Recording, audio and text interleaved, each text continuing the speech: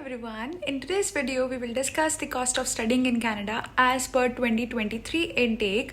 And इस video में हम वो सारे खर्चे डिस्कस करेंगे जो मैंने करे हैं अपनी एडमिशन के लिए. And let's start with the video. So basically मैंने ये पूरे प्रोसीजर को 8 स्टेप्स में डिवाइड कर दिया है. एंड वो सारे स्टेप्स पे हम कितनी कितनी फीस पे कर रहे हैं वो सब की मैंने एक प्रॉपर लिस्ट बनाई है अपने पास. And I tell you about it now. So the very first step is to find an agent.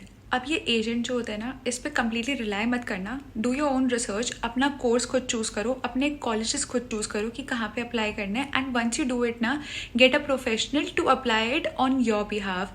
At least I did it this way, क्योंकि I am already a working professional. मेरे पास इतना time नहीं था कि मैं कॉलेजेस की deadline को और कौन से कॉलेज में कौन से डॉक्यूमेंट्स चाहिए इन सब का एक ट्रैक रख पाऊँ.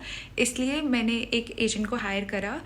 अब यहाँ पे ट्विस्ट ये है, मैंने एजेंट जो चूज़ करी वो फ्री ऑफ कॉस्ट सर्विस थी. मुझसे उन्होंने 1 रुपी भी नहीं लिया है.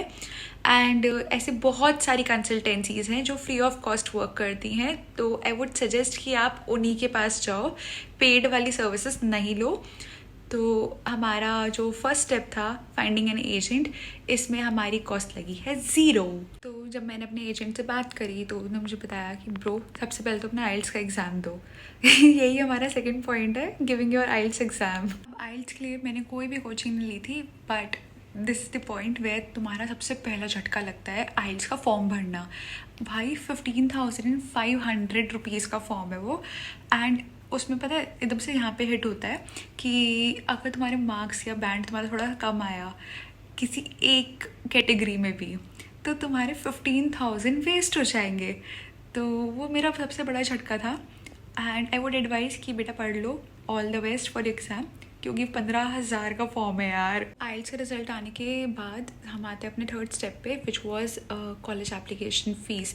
अब इसमें जो मेरा खर्चा हुआ है वो जस्ट 1 पेड एप्लीकेशन पे हुआ है, क्योंकि in case you have watched all my previous videos you must be knowing कि मेरे बनिया सोल ने मुझे अलाउ नहीं करा कि $100 कैनेडियन पर एप्लीकेशन खर्च करने के लिए. तो मैंने बस एक पेड एप्लीकेशन पे करा था खर्चा, विच वॉज हमबर्ग कॉलेज की application. And it was $75 Canadian, which costed me 4,725 rupees उस कॉलेज के लिए. एंड अनफॉर्चुनेटली मैंने वो चूज़ भी नहीं करा बाद में, तो मेरा वो पैसे बिल्कुल पानी में गए हैं. बट हमारा ये खर्चा हुआ था. आपने आइल्स दे दिया है, कॉलेज में अप्लाई कर दिया है. इट्स वेरी नेसेसरी कि आप कॉलेज डिसाइड करो, उसका वेट करो. एंड वंस यू डिसाइड कि आपने कौन से कॉलेज में जाना है, तो most of the colleges ask for $2,500 Canadian at first कि आप अपनी सीट फिक्स कर दो. और उसके बाद मतलब लाइक शायद 4-5 महीने का टाइम स्पैन देते हैं कि आप अपनी उस टाइम पे फुल फीस डिपॉजिट कर दो, क्योंकि फुल फीस डिपॉजिट करे बिना आपका वीज़ा प्रोसेस स्टार्ट नहीं हो सकता है. तो मीनवाइल अगर आपको लोन के लिए अप्लाई करना है तो आप वो भी कर सकते हो once you have the college का ऑफर लेटर. अदरवाइज़ अगर आपको खुद पे करना है तो आप फुल फीस पे करके अपनी आगे का प्रोसीजर कंटिन्यू कर सकते हो. अब कॉलेज की फ़ीस ना आपका सबसे मोटा खर्चा है ऑफ कोर्स. तो मेरी कॉलेज फ़ीस थी $17,993.23 कैनेडियन डॉलर्स. अब इस फ़ीस को मैंने 3 इंस्टॉलमेंट्स में पे करा है. पहला था हमारा deposit amount to confirm in the college कि हाँ मुझे ये सीट चाहिए. नाउ बाकी 2 इंस्टॉलमेंट्स जो थी वो मैंने इसलिए करी थी क्योंकि आपका थोड़ा TDS बच जाता है उस चीज़ से. इसलिए it costed me around $1,42,789 for $2,500 Canadian, जो सीट फिक्सिंग अमाउंट था. मतलब आपका अपनी सीट रिजर्व कर दी है. फिर मैंने पे करी थी फ़ीस का बाकी amount $5,48,891 rupees plus $4,41,900 rupees. Barrack हो, इस पॉइंट पे आपकी फ़ीस डिपॉजिट हो चुकी है, काफ़ी खर्चा हो गया है. अब आप कनाडा जा सकते हैं. काश मैं ऐसा बोल पाती, बट अभी ऐसा नहीं है. हम अभी GIC भी डिपॉजिट करेंगे 10,000 कैनेडियन डॉलर्स की, क्योंकि उसके बिना आप वीज़ा अप्लाई नहीं कर सकते हो. GIC जो होता है आपका गारंटीड इन्वेस्टमेंट सर्टिफिकेट कहते हैं इसको. एंड ये कंपल्सरीली 10,000 कैनेडियन डॉलर्स का होता है मिनिमम, जो मुझे उस दिन की कन्वर्जन के हिसाब से पड़ा था 6,40,902 रुपीज़ का. एंड ये आपका वीज़ा में सबसे इम्पॉर्टेंट डॉक्यूमेंट है. अब GIC के बाद हमारा नेक्स्ट स्टेप होता है गेटिंग द मेडिकल डन. अब मेडिकल मेडिकल जो था मैंने अपना करवाया है मैक्स हॉस्पिटल से। उन्होंने मुझे 6 to 7,000 कोट करा था, वो जो जनरल मेडिकल होता है वीज़ा पर्पस वाला। लेकिन मेरे केस में आई हैव वन टैटू, उसकी वजह से उन लोगों ने मुझे रेफ़र करा और एडिशनल टेस्ट करवाने के लिए। बट गूगल पे इट सेज कि कंपलसरी नहीं है करवाना, बट स्टिल मैंने करवा लिया क्योंकि कोई रिस्क नहीं लेना था।